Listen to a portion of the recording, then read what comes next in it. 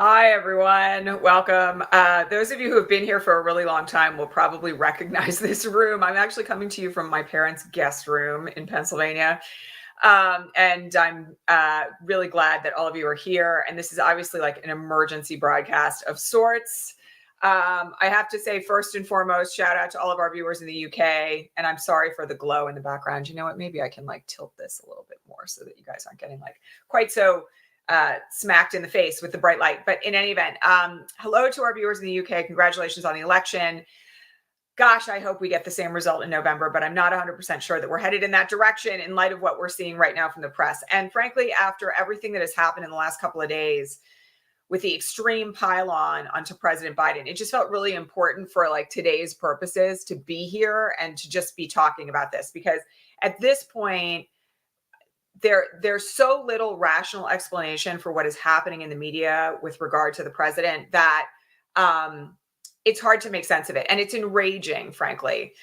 I know that if you're like me, you spent some time last night watching the interview with George Stephanopoulos. And I want to talk about that. And I also want to talk just about where we're at and potential outcomes and what our strategy has to be in relation to it. Because I know that I certainly have had a moment of like, oh my God, what is going on? And I'm sure that you all have as well. Okay, first things first, for our visually challenged viewers today, I'm in an oatmeal colored sweater.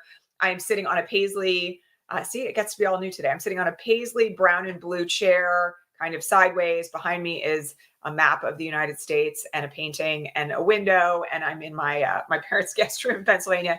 Thank you for your patience with me over the last couple of days. All right, so let's just talk about this interview from last night really quickly, because I found it really appalling.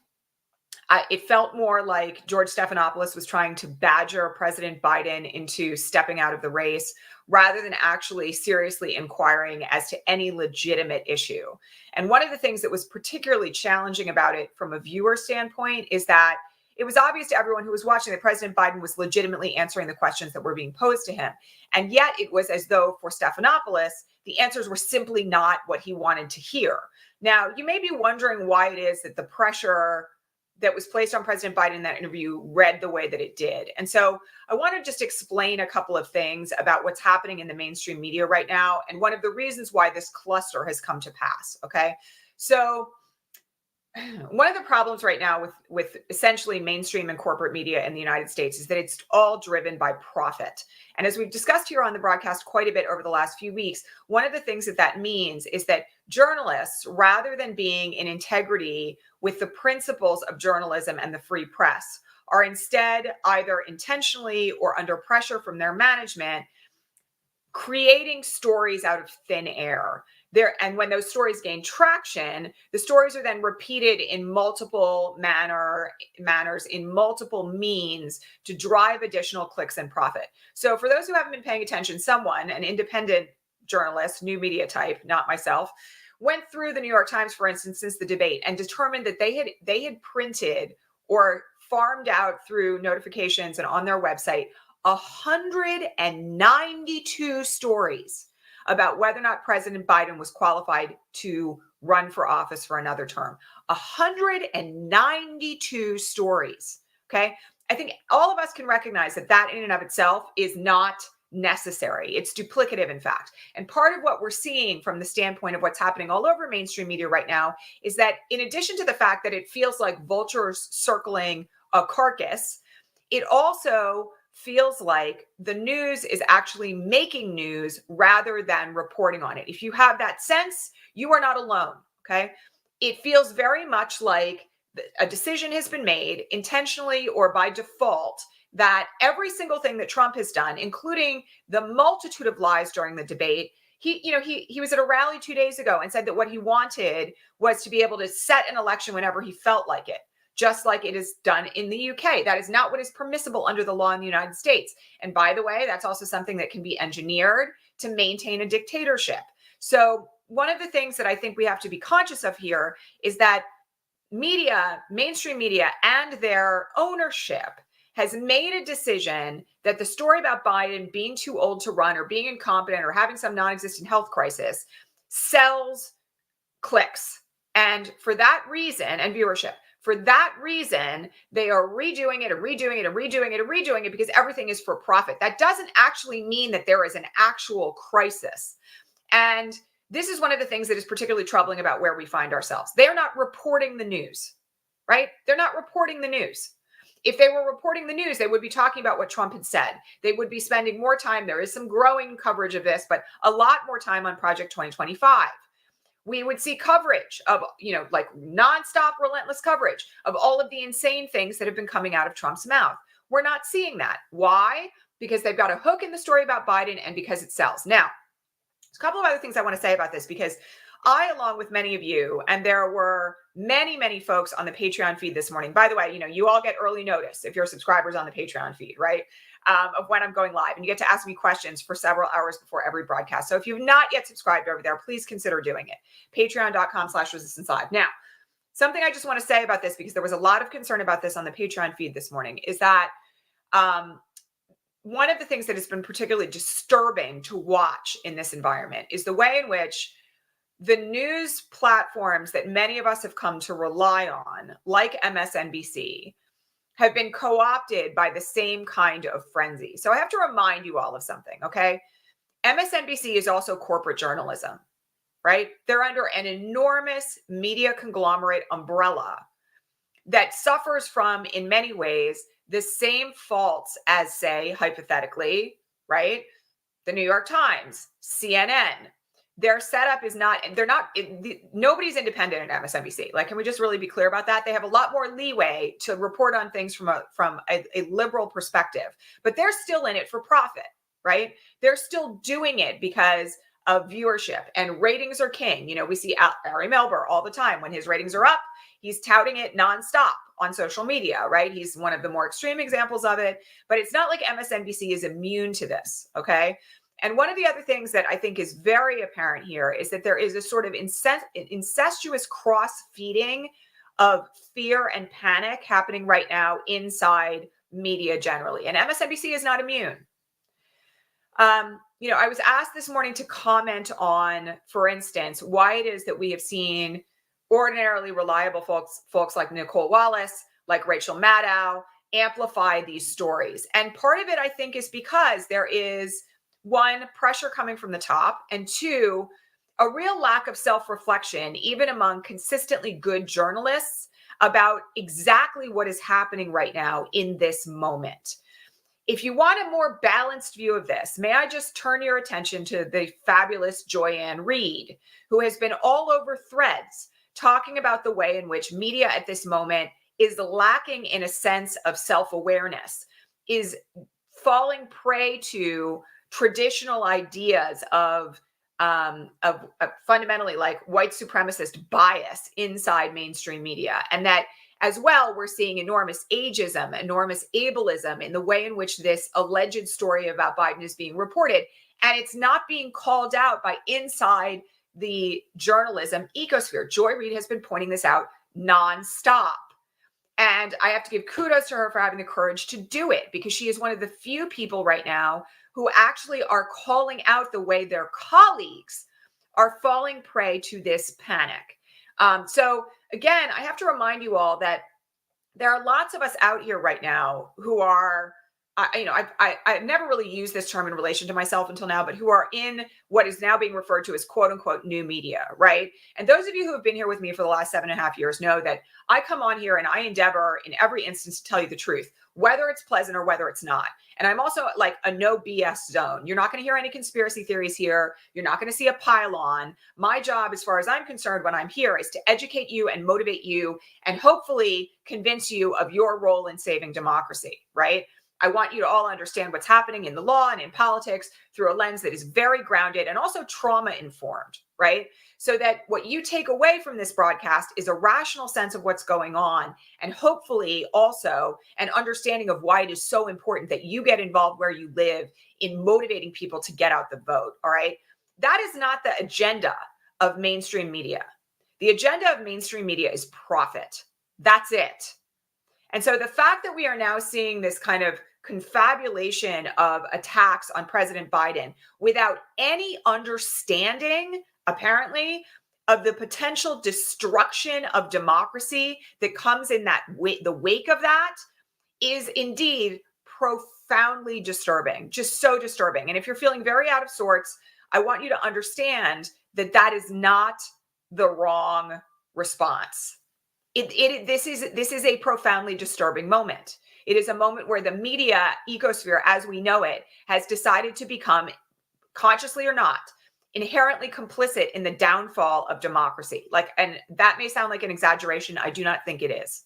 Now, let's just talk about strategy here for a second, because I want to be really clear about something. All of these calls for Biden to step down, or putting pressure on Biden to step aside, or, saying that he's too old and he can't do it. The thing I want everybody to understand here is that the folks who are really all in on this and who are doing it without an ounce of self-reflection do not have a plan B that is remotely viable. Okay. And I want everybody to understand that, we have an incredibly successful president in the Oval Office right now, an incredible record to run on, right? A recovering economy. Like the S&P 500 closed at a record high again yesterday. And we're not talking about that, right? We're not talking about where we were 3.5 years ago in the depths of the COVID pandemic when, thousands of people were dying every week and there was 20% unemployment in this country. We're not talking about that, right? We're not talking about Joe Biden's student loan forgiveness that has given so many American families, including my own, a second chance at really living into a better economic future. We're not talking about all the support for the LGBTQ community that has been under tremendous attack from the far right. We're not talking about any of these successes, about rejoining the climate accords, about the expansion of NATO, about the way in which Biden has worked with our allies in the context of Ukraine and against Putin. Nobody's talking about this, right? And it is profoundly destructive to the potential future of America. But, there's no self-reflection on that. And that in and of itself is very concerning. Okay, I'm already seeing that we've got a troll. I'm going to get this guy. I have to remind you all, I did not bring my troll bell to the East Coast, but I'm going to find this person anyway. Bye. Ding. Okay, so let me just say a couple of other things here about the nature of where we are, because I want, people have said to me who's your ideal ticket? My ideal ticket is the one we have, because I think it's the one that can win. And part of the place where we need to put our focus right now in a really key kind of way is on the outcome, not on this nonsense, right? But on the outcome that we want in November. And the end game for me is that Trump has to lose, right?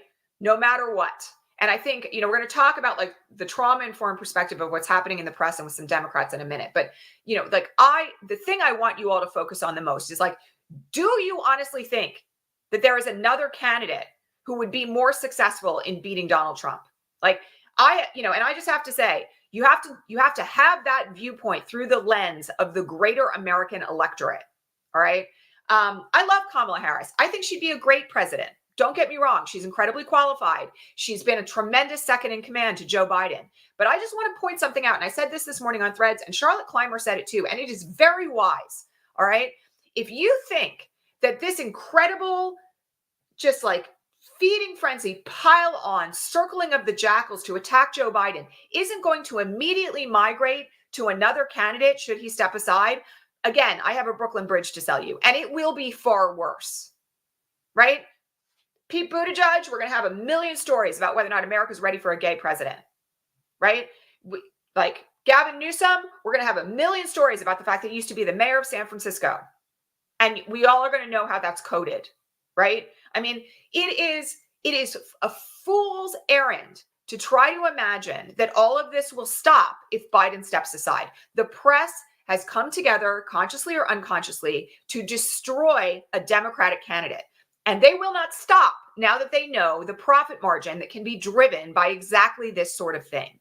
So the key right now for us as Democrats, as organizers, as mobilizers, as people who care about the future of American democracy and our own communities and marginalized people is to change the focus of where we sit away from consuming all of this nonsense mainstream media and to getting out the vote, right? That's the way through this. It's like win or die. I mean, I hate to put it in those terms, but that's what it is. And what we are obligated to do right now, and I know we have so many in this audience who are already doing this, but I just want to point out some examples from my own life. You have a obligation right now to be talking to people that you know about this media frenzy and about how it is engineered and about the concept of outrage farming for clicks. Because a lot of people are looking at this and saying like, oh, it's George Stephanopoulos. He's been a legitimate journalism since like a journalist since, the Clinton era. Wrong. And, you've got to be willing to say like, this is being driven by corporate media.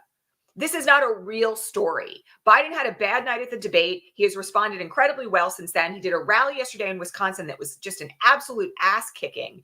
And yet, we have an obsessive focus on all of this to the point that we really need to take a moment and step back and recognize where the real work lies right now. Okay, I'm banning this person also. I'm just going to say one other thing here, by the way, because I want people to also be aware of something else. We spent a lot of time on this broadcast over the last few years talking about disinformation and how it functions. My feed and the feed of others who have been calling out this media frenzy have been swarmed, particularly over the last 48 hours since the British election ended, with an enormous number of like accounts with 0 followers or 10 followers or 12 followers claiming to be huge Biden supporters. I really like Joe Biden, but don't get me wrong, Joe Biden has been a good president, but, and I'm just going to tell you, it smacks of the exact same type of troll farming that we have seen that has tried to divide the left since 2016, right? And again, disinformation is incredibly good at this point, right? The troll farming that is happening from the Kremlin, from China, from Iranian sources. Again, I'm going to remind you all, I have people in AI who are tracking this in real time. It is very real. They are designed to be like, I'm your friend, and I just have a real concern about whether or not Joe Biden is actually competent at this moment in time. He should step aside. Before you repost anything like that, before you respond to anything like that, if it's an anonymous account, if it's a name you don't recognize, if it's an account that has like a tiny number of followers that's never posted anything before or is only posting kind of questionable stuff, you should block that account like immediately, because it's much more subtle now than it was 8 years ago. And we've all got to be incredibly conscious at this point about the way in which disinformation is playing into this panic, like playing into it nonstop. That is a form of disinformation. I just really care about the future of democracy. And I think Biden should step aside. Like, please be incredibly cautious, just incredibly cautious about this. And I have to remind you, and I said the same thing to my parents last night, that big names, famous people, celebrities, even legal commentators that you have relied on nonstop can fall prey to this as easily as anyone else if they are not informed and extremely cautious. Okay? I know everybody saw Andrew Weissman's post. That was fundamentally an unethical post on his part. And I'm disappointed. I still think he's a great lawyer. I still think he has a lot of really good things to say about the law. But should he have posted that? Absolutely not. Absolutely not. And again, I have to point out, like, a lot of these commentators are now paid contributors for corporate media. That in and of itself raises significant questions because they're in their own bubble, right? They're on with other people who are saying like, I don't know, I have serious questions about Biden's mental capacity. And, it all circles back on itself. So again, be very, very mindful, very thoughtful about what you are reading, what you are consuming, whether or not it actually appears to have the future of democracy as its cause. Okay. And, I'll just say one other thing here, because I promised you all I was going to talk about this from a trauma-informed perspective. There's 2 things that I just want to say about this particular thing. All right. And again, those of you who have been here for a really long time have heard me say this many, many times. Okay. Hypervigilance is a trauma response. And what hypervigilance is it's the idea, among other things, that if we change our behavior or we change the people we hang out with, or we just don't, talk to our mother anymore about what the abuser is doing to us, if we drop the person who's telling us that we should just like get out of this abusive relationship, then maybe we won't be abused anymore. Okay. It is a hair's breadth from that to let's just drop the candidate because maybe he won't win. Right? Does everybody see that? That in and of itself, that what is happening, and this is by the way, I think what is happening with this extremely limited universe of Democrats who are also now like ginning up to decide whether or not they should call on Biden to step down. They're terrified. They are in a trauma response. It is not, they're not thinking logically. Okay. And so let me just do the other version of this, because this is something that I said last night on Threads, and I want to just repeat it here. Okay. When you are making an exit strategy from an abusive relationship, the thing that you don't do is drop the people who are helping you exit and doubt that the exit strategy will work. Because the moment that self-doubt starts to creep back in, you're back home with the abuser. Okay. And again, I know this may seem like an extreme metaphor to use, but really it's not, because we've all been in an abusive relationship with a malignant narcissist abuser since at the bare minimum 2015 in the form of Donald Trump.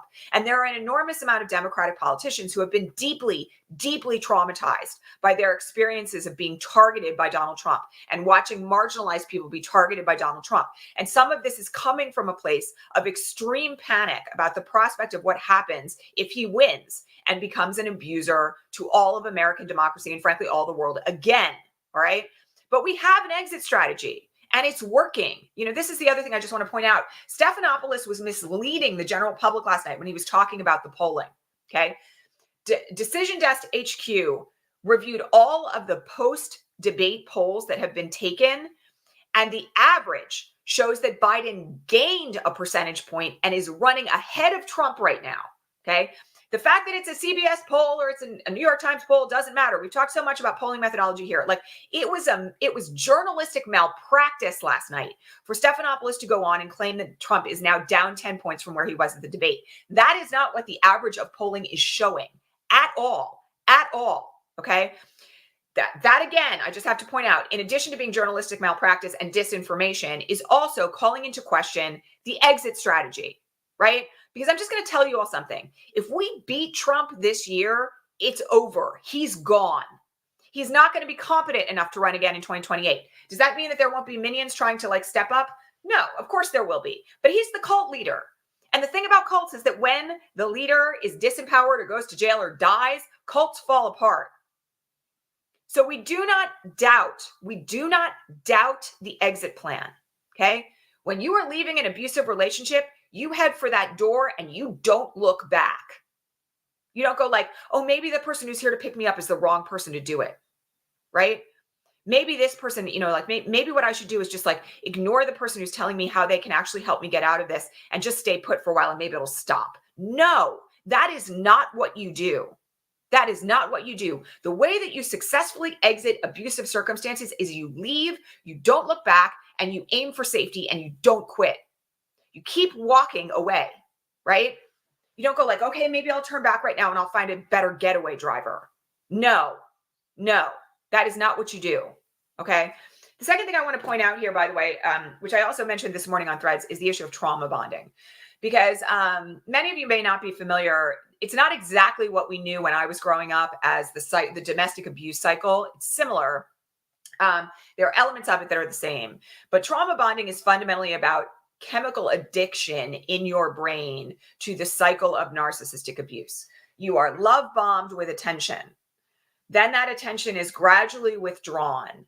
Then the belittling and the insults start. And you start wondering, where is this person who was treating me so well and giving me all of this attention previously?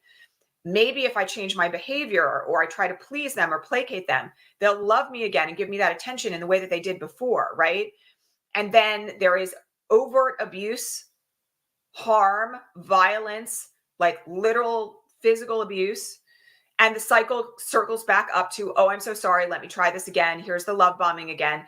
And the cycle gets longer and longer every time. And that's not even mentioning things like gaslighting, humiliation, you know, all the other features of narcissistic abuse that exist. Okay. There's actually 7 steps to a trauma bonding cycle. But the key point about this is that it functions like a chemical addiction. You get hooked on the attention, and then the attention is withdrawn and you actually go through withdrawal and you're like, oh my God, I got to get my fix. Why can't I get back to who this person was at the beginning? What can I do to change my behavior? Maybe they're right. Maybe I did imagine all this horrible stuff. Maybe if I just change who I am, it's all going to be okay. And you can get incredibly lost in that kind of a cycle. So I just want to point something out here so that everybody understands something. when Trump came onto the scene in 2015, and there was such an incredible degree of media frenzy around him, one of the things that happened was that the media benefited tremendously from Trump's candidacy, from viewership, from the salacious nature of the things that he was saying, from the outrage, right? From all the media traffic that resulted from it, and from their willingness to not take him seriously, to not deal with him mocking a disabled reporter, to say, oh, there's no way he's ever going to win, this is all just a joke, right? From not taking him at his word, right? There became this symbiotic relationship where the press was benefiting from an enormous amount of attention that they were giving to Trump, and that, by the way, Trump was giving to them. Because the thing about the way in which he attacked the press was that it actually allowed the press to then talk about themselves, right? So understand this from the standpoint of where we sit, right? There was a love bombing phase of Trump's initial candidacy. The attention may not have looked like, oh my God, I bow down and worship CNN, but it was the same degree of attention, right?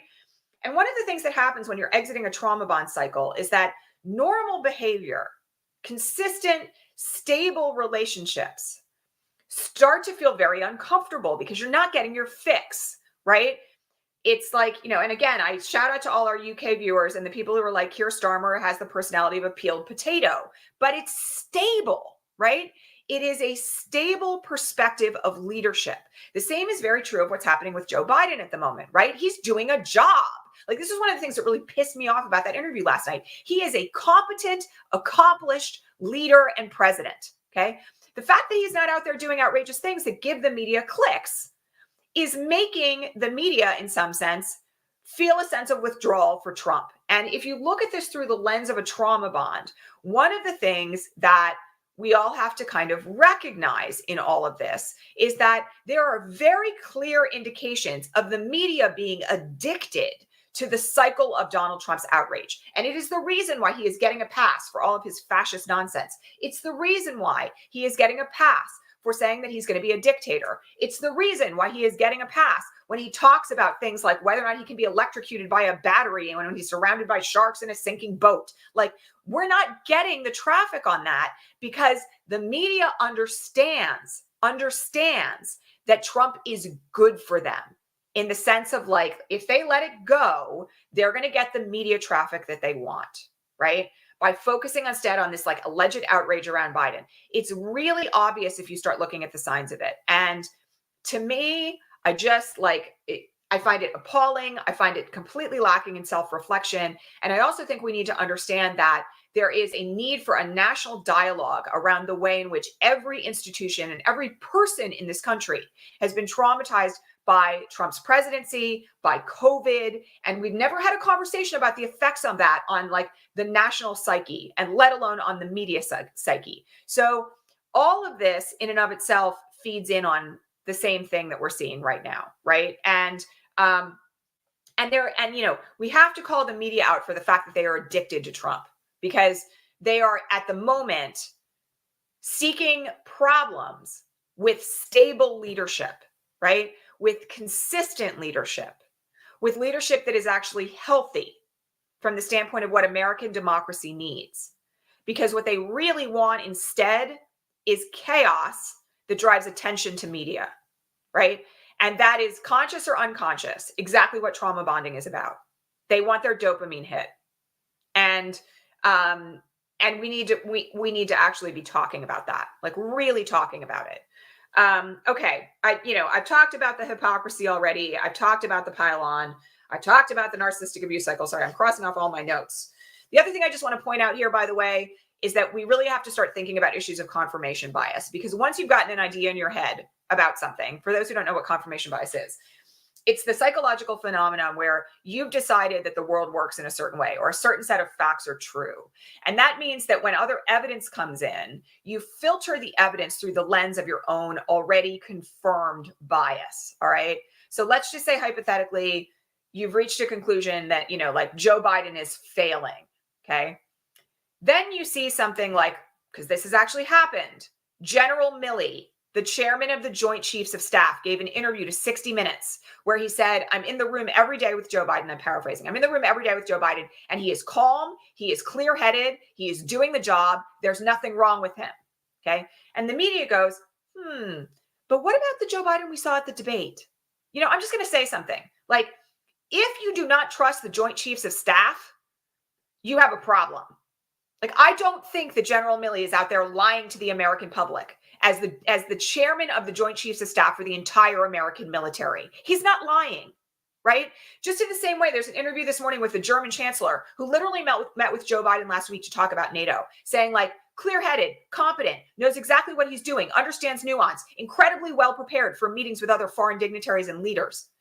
Do you think the German chancellor is lying? I don't. And then you have to talk about the Democratic governors, all of whom sat in a room with Joe Biden for an hour and a half this week, right? Who deal with him all the time. Like, you know, again, Gavin Newsom, head of the Democratic Governors Association. These are people who have an invested reason to be truthful if they think that there's something wrong with Joe Biden, because their own political futures depend on it. Do we think they're lying? No, I don't. I don't.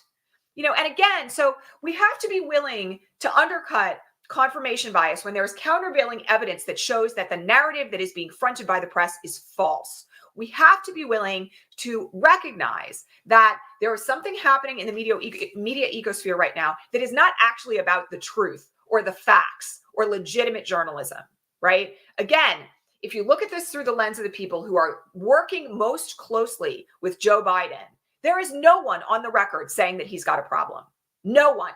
No one who is like a part of running our government on a day-to-day basis, who sits in the Oval with him and speaks to him and spends time with him and like has dealt with him on a day-to-day competency level, who is out there saying he should step aside.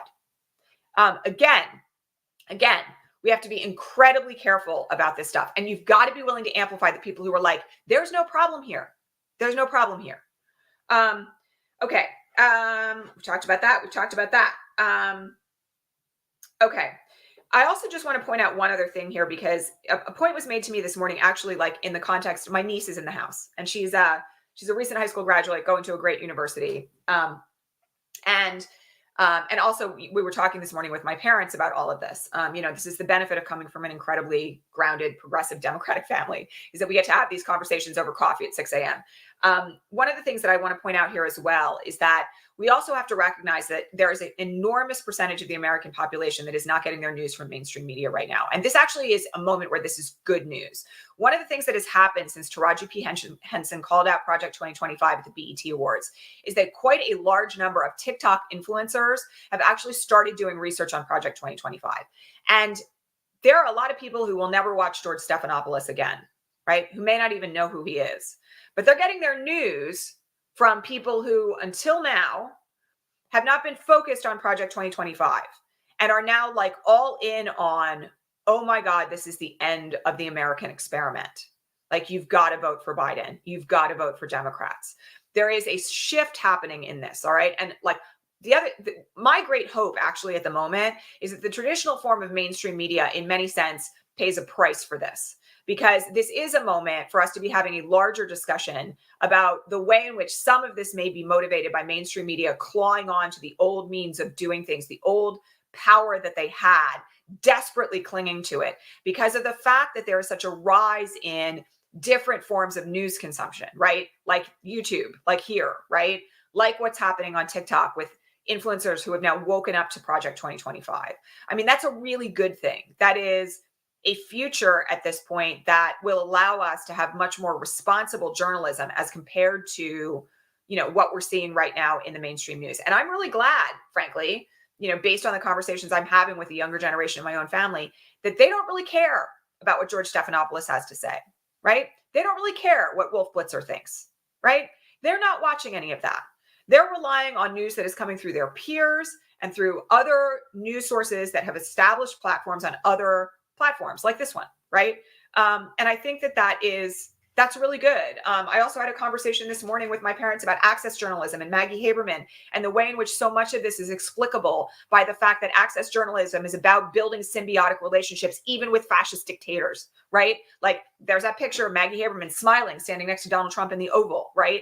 She's not in this because she wants to report the truth, And from the standpoint of all of this, I think it's really critically important that we understand that this is also a moment of a massive sea change in media generally. And that's good, right? That's good. We need to let the old means of doing it die so that we can get back to what a real free press actually looks like. Okay. So I want to just talk for a second about strategy, because that's really what all of this comes down to in my book. All right. Is like, how do we deal with the present moment? How do we deal with 4 months out from an election, the fact that the media has essentially decided that Biden is over? And I'm just going to say something. There are people already who are predicting, and I'm not quite all the way there yet, but that this is going to result in an enormous backlash, not just against the media, but against Trump. That in fact, this could be a moment that mobilizes people to get more involved in reelecting Biden-Harris than before. Okay. And I have to say that I think we all have a role in that to play. Because if we can continue to have conversations with people in our own communities and people who are our friends and our elders and our family members about the fact that this is all an engineered story and that Biden-Harris is the winning ticket and that this is all the more reason why we all have to get involved, it could actually cause a groundswell of mobilization to benefit the Biden-Harris campaign, right? I also just have to point out to all of you, like, please don't forget that Biden-Harris had a record fundraising day of the day of the debate, right? Again, they outraised Trump in the 24 hours after that debate by enormous numbers, by like millions of dollars. Okay, that in and of itself should also be an indicator of the fact that this is an engineered story by the media. But I really do want people to remember that voter mobilization and the future of democracy rises or falls on the conversations that we are having now with people that we know. Okay, and this is not a moment to be quiet. This is not a moment to play nice. This is not a moment to say like, you know, like this is all too complicated and stressful and scary, and I'm just going to like set it to the side and not talk to people about it. What we really need right now is a commitment to saving democracy come what may, right? To understanding that if Biden is staying on the ticket, and by every account, including his own last night, he's not going anywhere, we have to be all in for Biden-Harris. There's no other option. There's no other option. And in light of the fact that the media now has a massive agenda to tear down Joe Biden, the counterbalance to that is each and every one of us. And we've got to get like stoked about it. You know, again, I just have to point out the UK was giving me life yesterday. Like, if the Tories can be wiped out in the way that they were wiped out from electoral power in the UK 2 days ago, we can do that here. And every UK organizer, because I know a few who I have talked to or seen posting about this in the last few days, have said that it is all that matters right now. All that mattered in that election was organizing. Just organize everybody you know to get out the vote.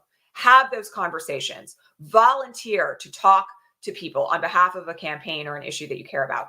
Door knock, text bank, phone bank. Organize, organize, organize where you live. That is the answer, right? And that outcome is still possible for us, right? There are more women in the new UK cabinet than ever before in history, right? For the first time in history, there is a deputy chancellor who is a woman for the first time in English history. Okay. That future is possible for us if we do the work. And we've got to move away from the freeze response, the flee response of the fear and paranoia that is being kicked up by the media, and into a position of taking action and like reassuming the power of the people to create change. Like, it is truly, truly necessary that we understand that the end result lies with us, no matter what they say, literally no matter what they say.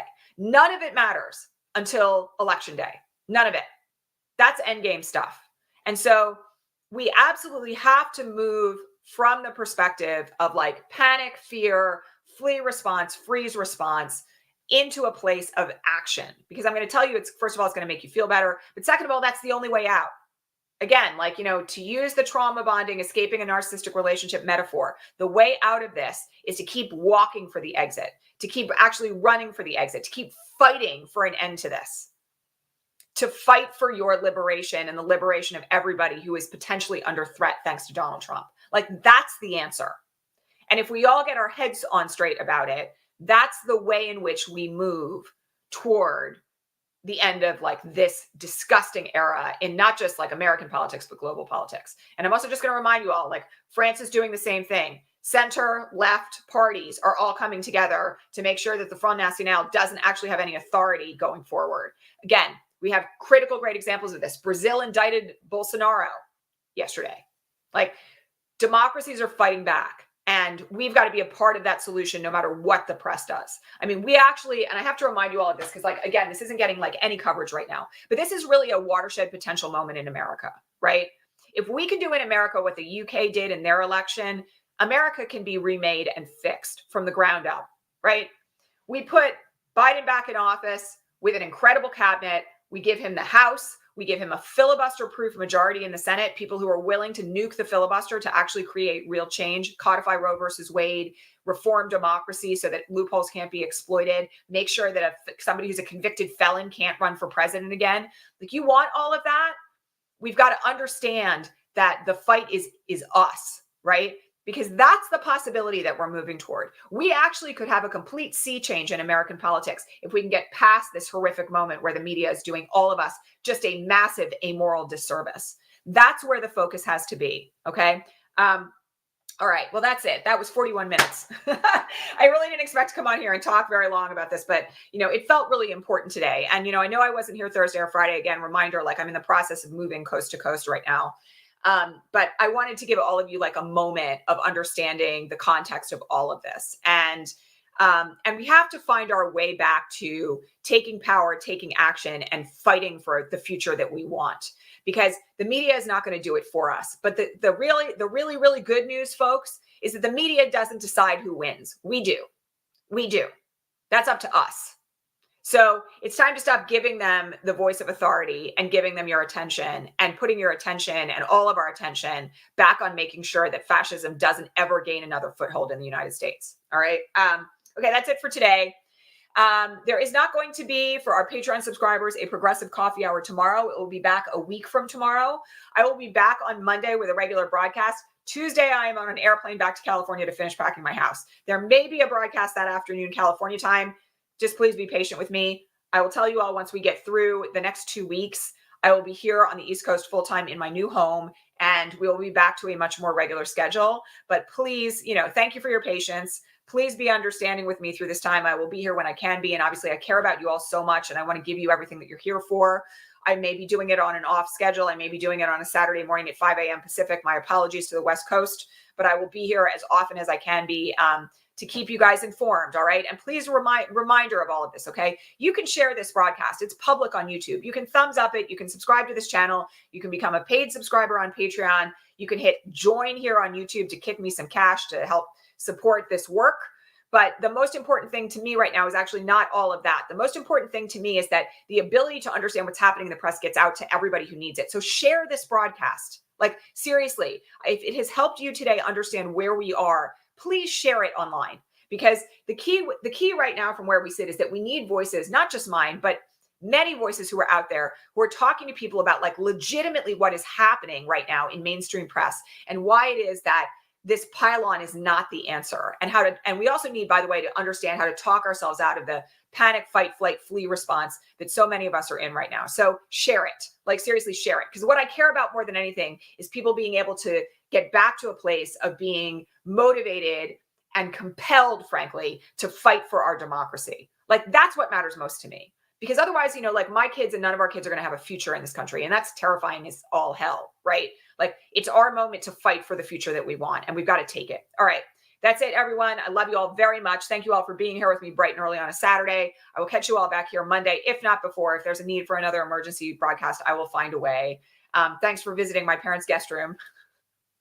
And I will catch you all here very soon. All right, take care of yourselves. And let's start changing the narrative. Seriously, let's start talking about things like Project 2025. Let's start talking about Biden's successes. Like, do all of that. Stop amplifying the negative media, because they do not deserve it. They are doing a tremendous disservice to the country, to its citizens, and to the future of democracy. Start talking about the talking points that actually work. All right, much love, everybody. I'll see you soon. Bye.